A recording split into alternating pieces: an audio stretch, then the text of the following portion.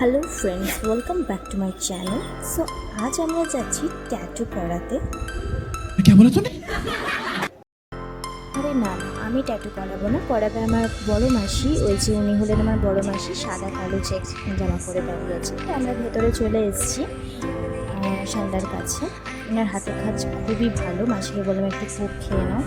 তো তারপরে মাসি ট্যাটু স্টার্ট হচ্ছে। তো মাসি একটা ত্রিশূল করাবে বলে ঠিক করেছেন।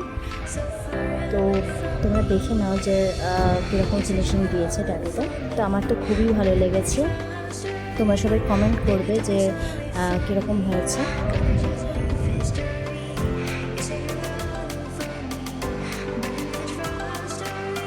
সো ইনি হচ্ছেন আমার মেজো মাসি। মাসির এটা ফার্স্ট টাইম ট্যাটু। মাসি খুবই ভয় পাচ্ছিল এবং রেগেও গেছিলো। আমি সারাক্ষণ তার হাত ধরেছিলাম।